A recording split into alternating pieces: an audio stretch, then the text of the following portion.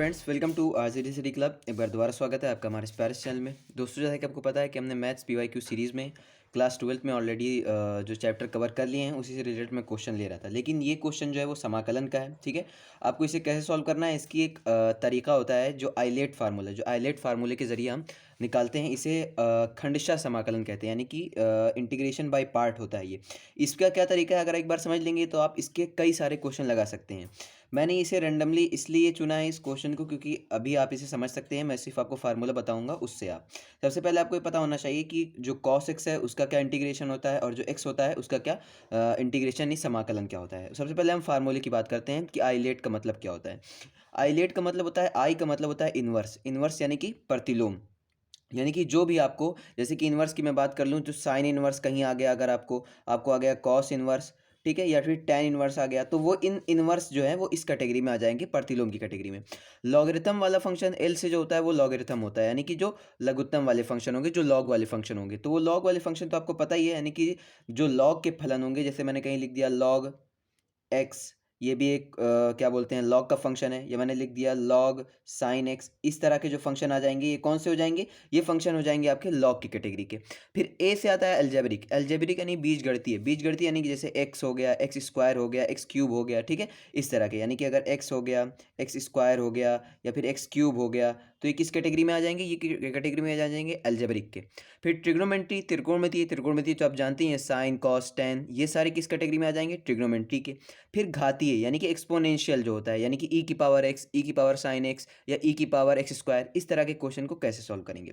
अभी आप ये ध्यान में रखिए, बाकी जो वीडियो आएगी उसमें मैं और इसे डिटेल में डिस्कस करूंगा। अभी इस क्वेश्चन के बारे में चलते हैं। ये क्वेश्चन का जो खंडशः समाकलन होता है, इसमें आप कैसे सॉल्व करना है, आपको कुछ करना नहीं है, बस देखिए कैसे। सबसे पहले आपको ये देखिए, ये फार्मूला क्या होता है। हम इसमें जो हमारा दो फंक्शन होते हैं, देखिए दो जो फलन है ना, उसको हम एक को फर्स्ट और एक को सेकंड कंसीडर कर लेते हैं। मतलब आप मान लोगे कि एक पहला फलन है और एक दूसरा फलन है। अब देखो इसका फार्मूला क्या होता है। जो पहला फलन होगा उसको ऐसे ही लिख दोगे, दूसरे का कर देंगे समाकलन, माइनस हम क्या करेंगे, पहले का कर देंगे अवकलन, फिर करेंगे हम समाकलन, और इस पूरा जो आएगा ना उसका भी समाकलन कर देंगे। अब देखो कैसे करेंगे इसे। सबसे पहले मैंने इसे पहला कंसीडर कर लिया, हमने मान लिया है कि ये जो है वो पहला फलन है और ये दूसरा फलन है। तो अब कैसे फार्मूला, ये मैंने माना कैसे, ये मैंने आइलेट के जरिए माना।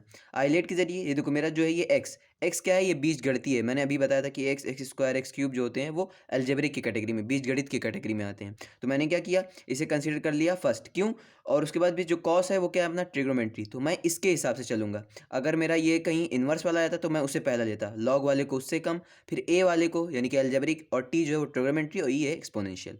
तो यहाँ पे हमारे दो फंक्शन है, एक है एक्स अलजेब्रिक से और एक है कॉस एक्स ट्रिग्नोमेट्री से। ठीक है, तो मैंने अलजेब्रिक वाले को पहले ले लिया और ट्रिग्नोमेट्री वाला सेकंड हो जाएगा, इसी तरीके से लेगा।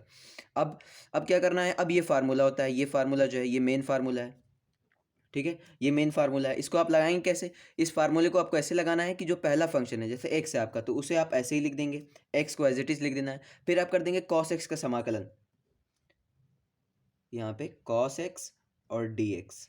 ठीक है, फिर क्या करेंगे आप, माइनस का समाकलन जो पूरे का होना है, फिर यहाँ पे ब्रैकेट है, डी बाई डी एक्स, यानी कि अवकलन किसका, पहले पहले फलन का, पहला कौन सा है एक्स, माइनस का, फिर क्या करेंगे आप, समाकलन कर देंगे जी ऑफ एक्स, यानी कि जो सेकंड फंक्शन होगा, यानी कि आप दूसरा फलन वो क्या है, कॉस एक्स है, कॉस एक्स डी एक्स।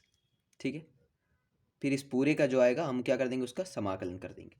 अब क्या करना है, देखो एक्स ऐसे ही रहेगा, कॉस एक्स का समाकलन क्या होता है, कॉस एक्स का होता है साइन एक्स, तो यहाँ पे हो जाएगा साइन एक्स। ठीक है, फिर क्या होता है, यहाँ पे आ जाएगा माइनस। अब देखो ये तो समाकलन का रहने दो यहाँ पर निशान, ये देखो डी बाई डी एक्स और डी एक्स, ये हो जाएगा वन, माइनस कॉस एक्स, है ना, ये वन माइनस कॉस एक्स, तो कॉस एक्स का क्या होता है, साइन एक्स, समाकलन, देखो यहाँ समाकलन साइन एक्स, ये पूरा ब्रैकेट में, और यहाँ पर डी एक्स। अब हमें इसका समाकलन करना है, कैसे करेंगे, ये देखो एक्स साइन एक्स माइनस का वन, माइनस का यहाँ पर क्या हो जाएगा, साइन एक्स। मैंने क्या किया, अलग अलग कर दिया दोनों का समाकलन ताकि हम कर पाएँ। अब देखो एक्स साइन एक्स तो ऐसे ही रहेगा, वो ऐसे ही चलेगा।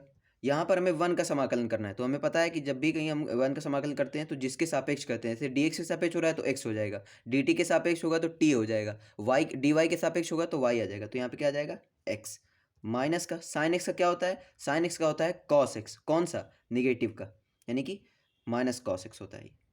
ठीक है, यहाँ पे देख लो, जो साइन एक्स होता है, साइन एक्स का अवकलन, अगर मैं साइन एक्स के अवकलन की बात करूँ तो ये होता है कॉस एक्स। लेकिन अगर हम कॉस एक्स के अवकलन की बात करें, यानी D by D x of cos x, तो ये क्या होता है? ये होता है माइनस का साइन एक्स, है कि नहीं? ये इसी तरीके से उल्टा होता है, अगर हम कॉस एक्स का समाकलन करेंगे, कॉस एक्स का, तो वो आएगा साइन एक्स, लेकिन पॉजिटिव का।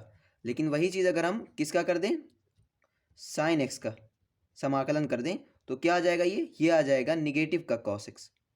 ठीक है, ये निगेटिव का कॉस एक्स आ जाएगा। तो यहाँ से यानी कि ऋणात्मक cos x minus cos x आ जाएगा। तो आप क्या करेंगे यहाँ पर, माइनस कॉस एक्स आ जाएगा, तो ये माइनस और ये वाला माइनस प्लस हो जाएंगे। तो अब यहाँ से हमारी क्या आ गई वैल्यू, ये आ गई हमारी x sine x minus x plus cos x. तो ये जो हो जाएगा, इसका क्या हो जाएगा, आंसर हो जाएगा।